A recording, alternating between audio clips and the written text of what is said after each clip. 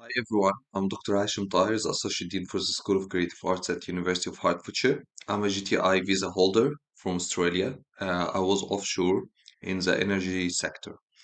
First of all, I thought about creating this video because I know that all of us are doing this ourselves. We're successful people. We're doing our best to do everything ourselves and save money.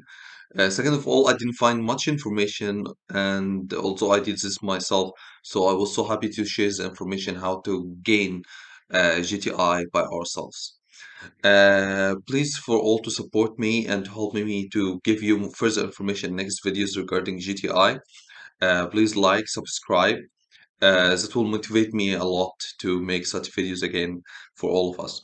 This video actually, when I thought about it, because I know it's very rare to find a real genuine information on the internet regarding GTI visa, especially subclass 858. I classified this video into three parts. First part, how to apply. Second part, what are the sectors and specializations and how to convince your GTO about it. Third of all, how to organize your file or your data to convince your GTO and strengthen your GTI application.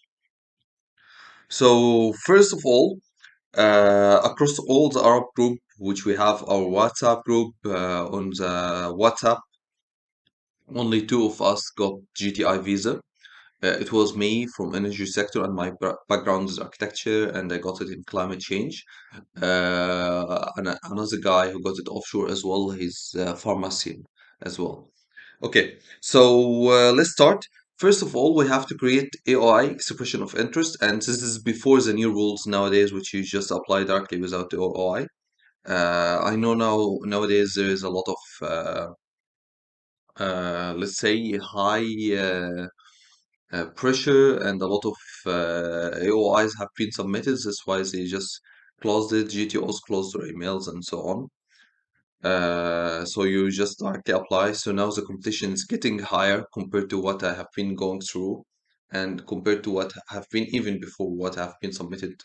Because I got my GTI like year ago, year and a half ago. So first of all, you have to create your AOI. You have to prepare your passport, your nominator, Form 1000 evidences, and any evidences like if your income more than 162K, in addition to nominator.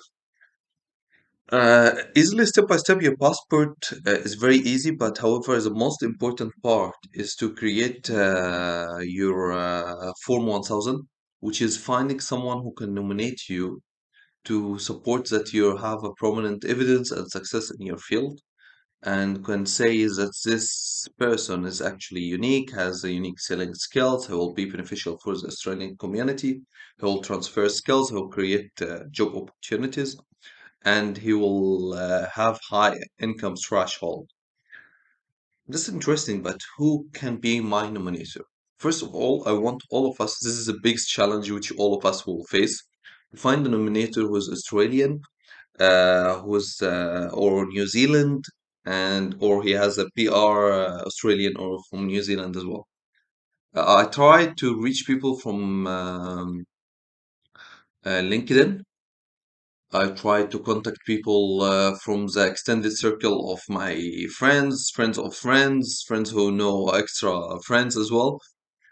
Until I finally managed to find this is one of people who I got to know, and he was already Australian and so on. So he was happy and didn't mind to nominate me, and he was a very well-known person as well.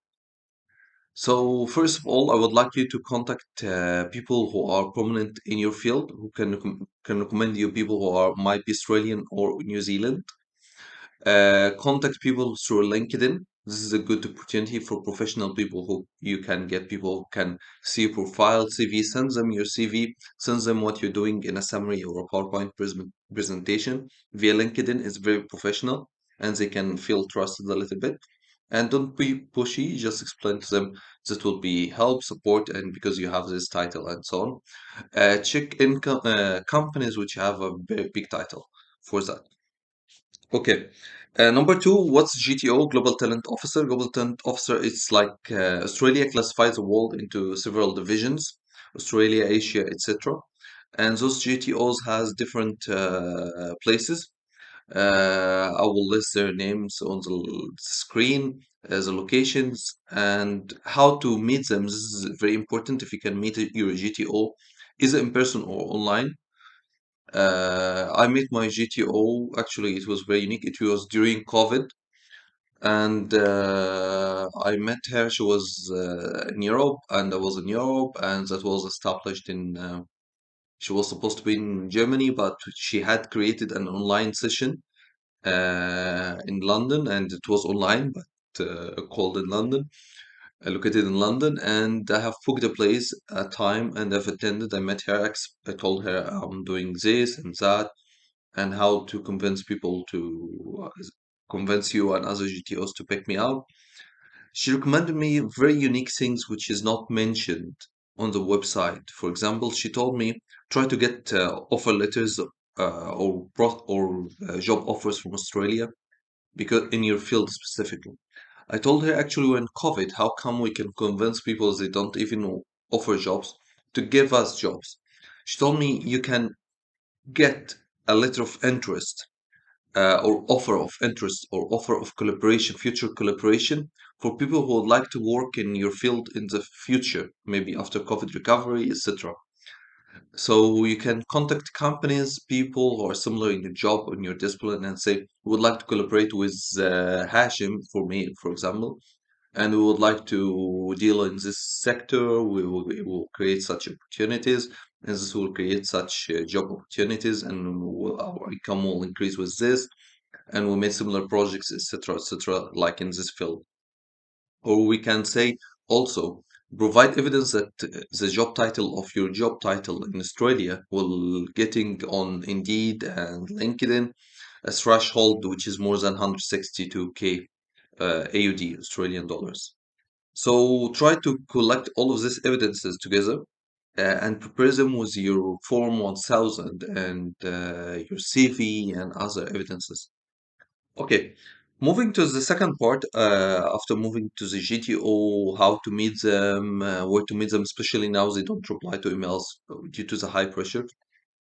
Don't lose hope.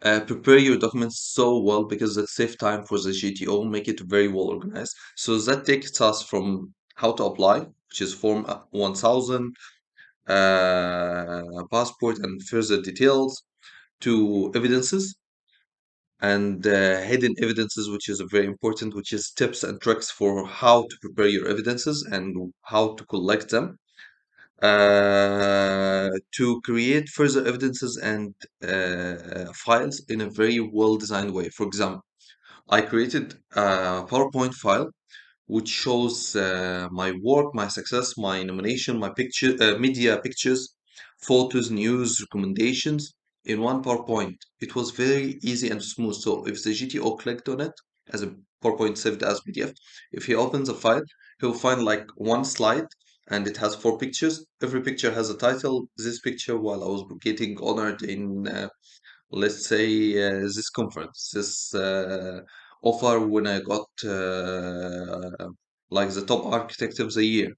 This email when I got honored the best PhD student, and this one when I helped London to make London the greenest city in the world. That was my specialization. I was the one person who specialized in making London the greenest city in the world by 2050, adaptating and making adaptation and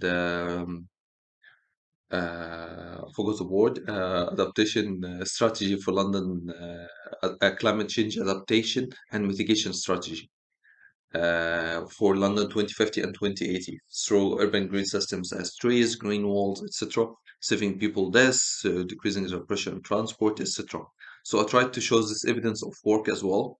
And I got a letter from London Transport for London, from everything of the world. I tried to provide further evidence, making the letter very easy, making rectangles around the success of like if it's a long email, making like this is where to look. I'm trying to guide the GTO, focus on the key points in the presentation. Some letters and honors were in Arabic. I kept it in its own language, so you can, if it's Hindu or any other language, you can keep it as it is, instead of translating, and just write the title like what's behind, what kind of honor is this, etc. Okay, so what else? After this kind of work, in summary, I summarized all the work and sent it and made a motivational letter. I wrote a letter saying who am I and what kind of work I'm doing and how much my work have helped like London because I was living there, and what kind of awards and honors I got and how this have reflected to the community, economy, and the future of the city in the sector of climate change, which is the energy sector, and how this could be similarly happening in Australia, and what kind of project I checked what kind of project Australia is doing, and how this could be similarly. I could do similar projects in Australia.